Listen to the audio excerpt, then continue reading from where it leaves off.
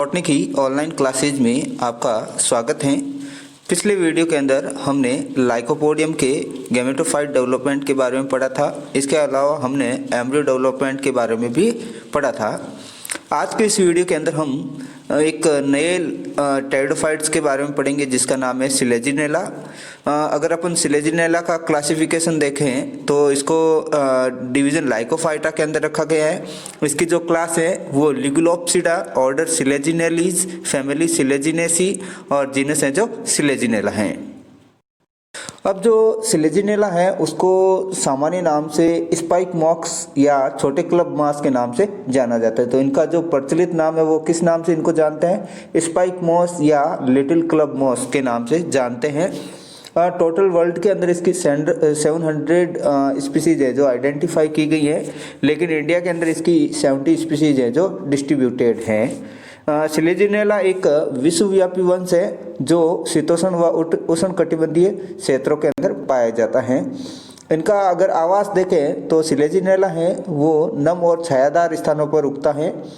इसके अलावा कुछ सिलेजिनेला की जो मरूदबिदीय जातियाँ होती हैं वो ड्राई कंडीशन में या शुष्क परिस्थितियों में क्या करती हैं, जो ये पौधे होते हैं, जो मरूदबिद पौधे होते हैं वो सूखकर गेंद की तरह गोल हो जाते हैं। अगर इनको वापस फेवरेबल कंडीशन मिलती है, यानी कि वापस अगर अनुकूल परिस्थिति के दौरान जल मिल जाता है तो ये ताज़े और हरे हो जाते हैं। इसलिए इन पौधों को पुनर्जीवनी पौधे या रिजर्क्शन प्लांट कहा जाता है।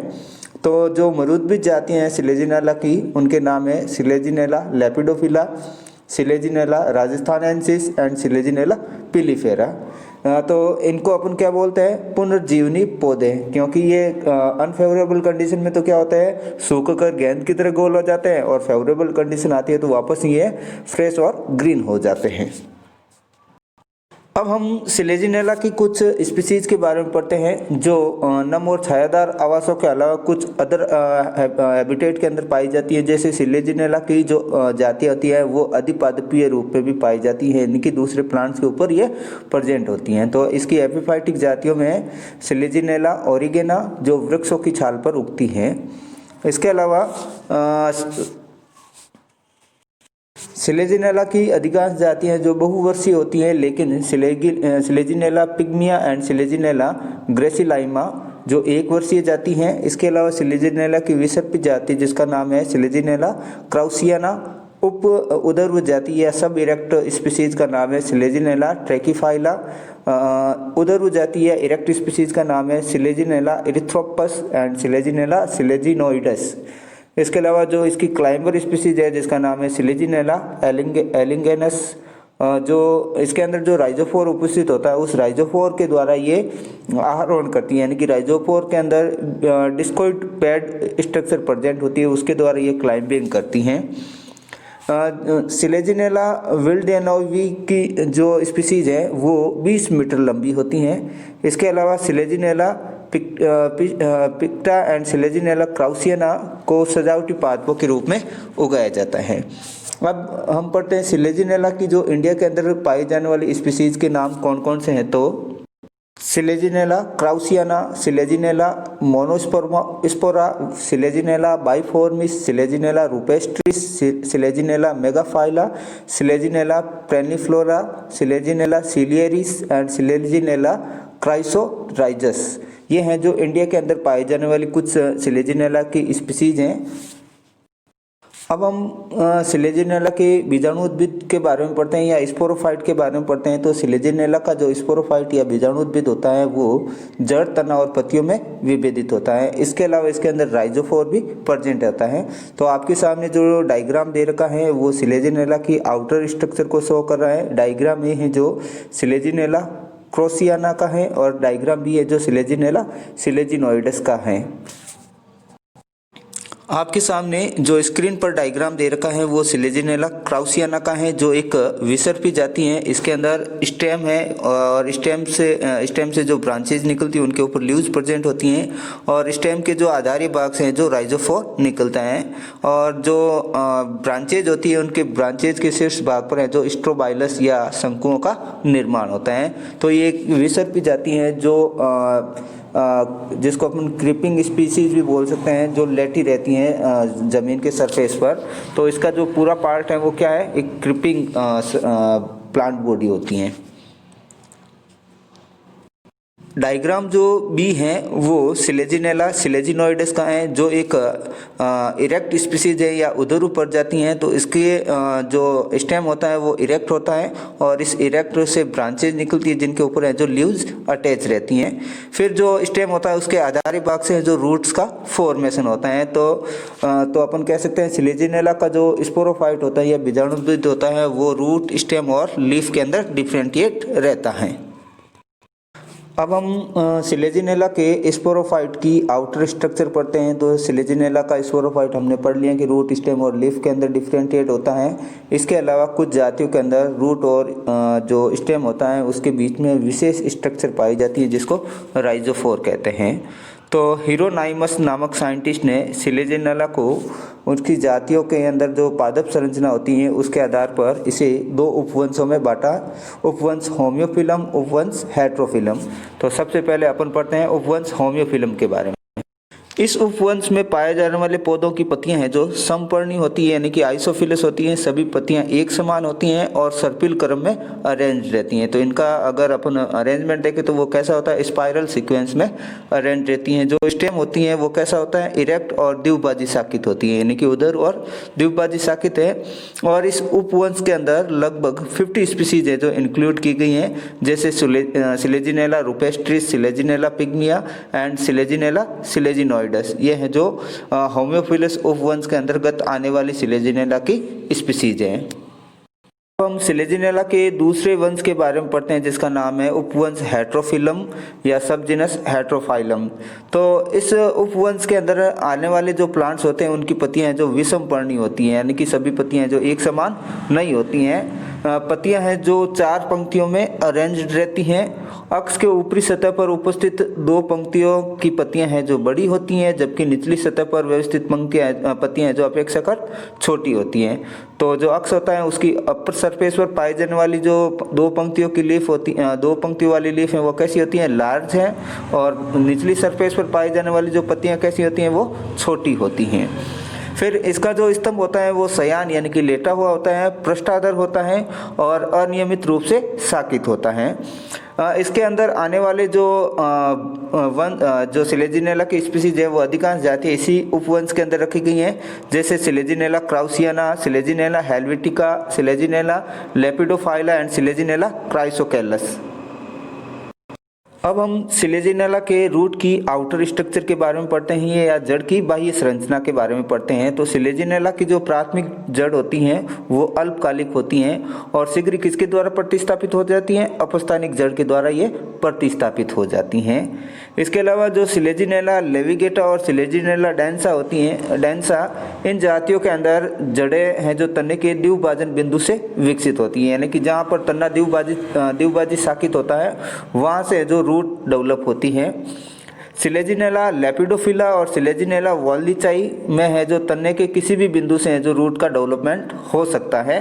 इसके अलावा सिलेजिनेला सिलेजिनोइडिस और सिलेजिनेला स्पाइनुलोसा में तने के आधारी भाग में स्थित गांठनुमा संरचना से जो रूट का डेवलपमेंट होता है।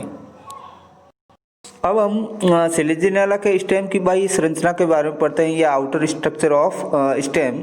तो इसकी स्ट्रक्चर आपने पढ़ा था कि जो हीरोनाइमस नामक साइंटिस्ट था, इन्होंने सिलेजिनेला को 2 उपवंशों में डिवाइड किया था, होम्योफिलस उपवंश और हेट्रोफिलस उपवंश। तो होम्योफिलस उपवंश के अंदर जो पाए जाने वाले सिलेजिनेला की जो जातियां होती हैं उनके अंदर स्तंभ है जो उदरू और द्विभाजी शाखित होता है, जबकि हेट्रोफिलम उपवंश के अंदर पाए जाने वाली जातियों के अंदर स्तंभ है जो शयान या उप उदरू व पार्श्व शाखित होता है या लेटरली ब्रांच्ड होता है। इनके अंदर जो वृद्धि होती है वो एक शीर्षस्थ कोशिका के द्वारा होती है, परंतु सिलेजिनेला ओरेगेना के अंदर है जो स्तंभ के शीर्ष पर मेरिस्टेमिक कोशिकाओं का समूह होता है और इसी समूह से है जो इसके अंदर ग्रोथ होती है।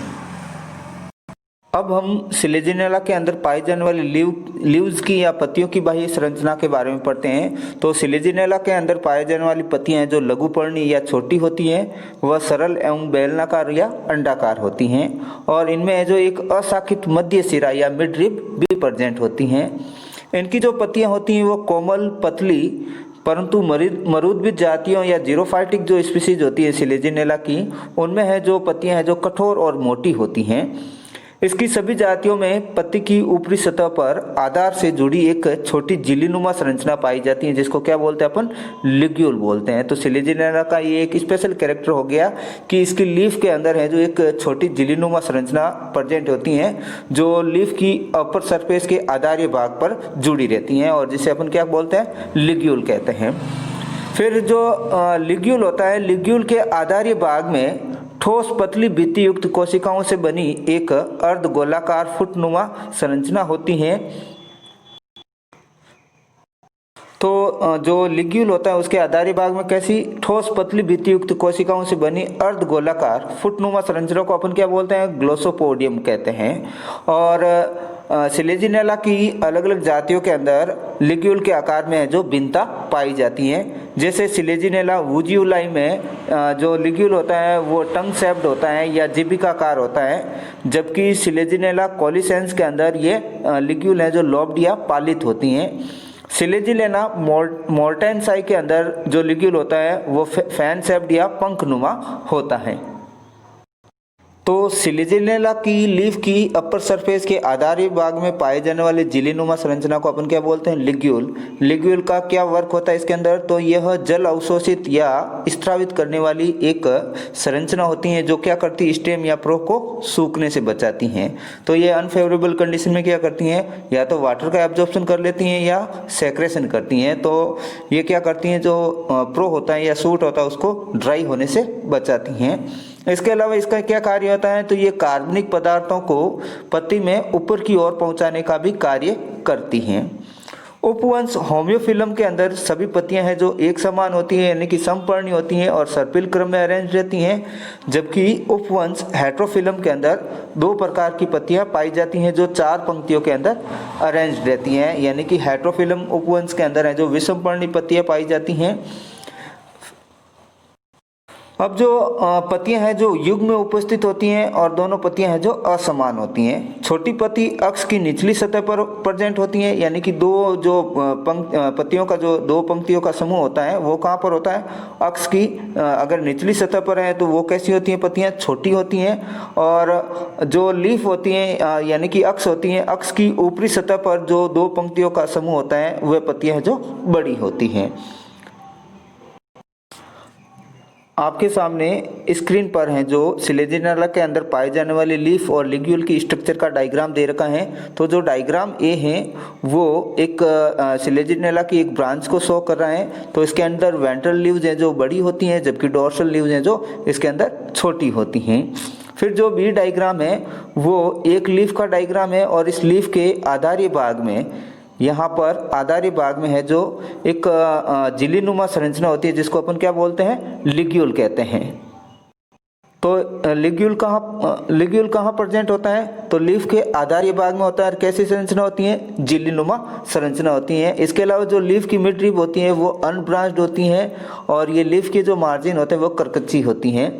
सी जो डायग्राम है वो लिग्यूल का उदग्र परिच्छेद या लॉन्गिट्यूडनल सेक्शन या अपन कह सकते हैं अनुदैर्ध्य काट का डायग्राम दे रखा है। इसके अंदर जो लिग्यूल होता है, लिग्यूल का जो आधारीय अर्धचंद्राकार भाग होता है वो क्या कहलाता है, ग्लोसोपोडियम कहलाता है। इसके नीचे की तरफ है जो लिग्यूलर पिट प्रेजेंट होते हैं।